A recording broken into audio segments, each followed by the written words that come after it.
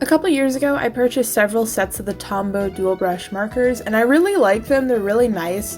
They're water-based inks, so you can do a lot with them in terms of water techniques, but most of the time I just use the ink straight from the marker. But something that's really nice about these are they are dual brushes, so one end is a brush nib, and the other end is just a regular nib, and these are really fun to play with.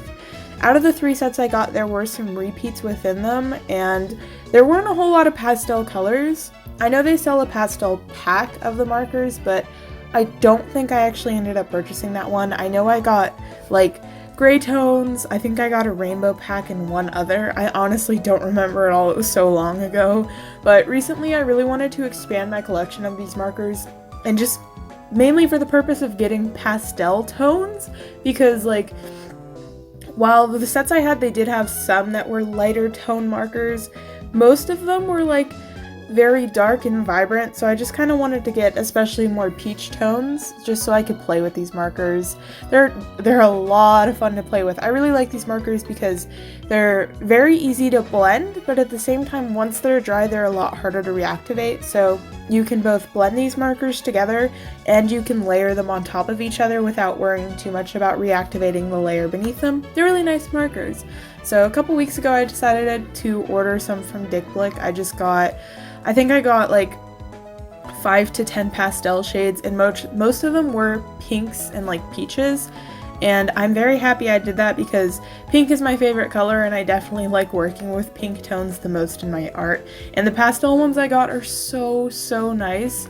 The only complaint I have about ordering them on DicBlick is it's pretty hard to see the true color of the ink on there, because while DicBlick does have like little like fake swatches of them on their website, they're not really necessarily true to the actual color of the ink, so it was kind of hit or miss. I mean, you can look up like people who have an entire set in every shade of color and who have done swatches of them before and kind of compare them, but the annoying thing about these markers, like my only complaint about these markers, is on the physical marker, it doesn't have the shade name, it just has the number name of the marker, so it's kind of hard to differentiate them in that sense, because I feel like it's much more memorable and easy to tell like, oh, this is this marker when it's a name instead of a number, because the numbers are all very similar, and that's my only complaint about the markers. So I just kind of blindly went in and picked out some colors that looked like they were pastel and that I knew were ones that I did not have.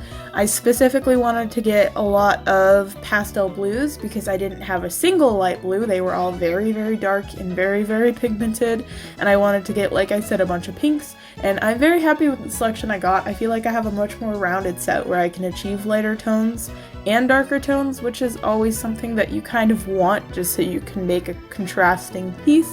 And as far as what I was drawing, I was winging it. I knew I wanted to play with these pens and make a video on them, but I didn't know what I wanted to draw, so I was just kind of doodling. The first thing I drew was Zelda from the second Breath of the Wild game that they're going to be releasing, because she has short hair and it's so cute. And I've been drawing her with her short hair a lot, just like really small doodles here and there, because I think her short hair is so cute. I'm so glad they did that.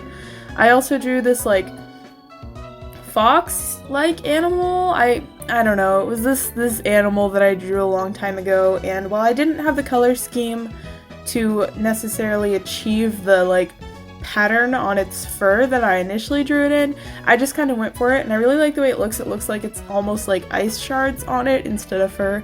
I don't know, I was just messing around with that. And the third thing that I ended up drawing, as you can see, it skipped really far forward because I didn't realize that it stopped recording, so I lost a lot of footage of that, and that's disappointing because that one is my favorite, so I'm sorry about that. I'm bad at this. But then I just had like a little bit of extra awkward space in there, so I just doodled a hand and a cat later. So the sketchbook I'm working in is the ELO sketchbook, and it really doesn't take these markers well. You can layer them a couple times, but it will start to eat up the paper, and it will actually bleed through to the other side. I've used these markers on Canson XL mixed media paper before, and I don't have any of those problems. I know I'm just abusing this paper. There's nothing wrong with the paper necessarily, I am just genuinely abusing it and putting materials on it and layering materials that it doesn't really want to have, so that's my bad. I completely acknowledge that, but I'm gonna keep doing it anyway because I've been really enjoying it. So we're just gonna keep abusing this poor sketchbook. But I do really like these markers. I feel like they're a very fair price point for what they are. I think the cheapest place that you can get them from is Dick Blick. I know they sell these markers at like Michael's and other craft stores, but every time I see them at Michael's, it just like amazes me how expensive they are at Michael's.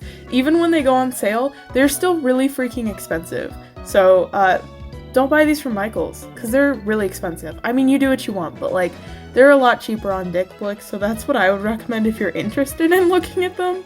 Not sponsored, I just like these markers. But thank you guys so much for watching, and I will see you in the next one.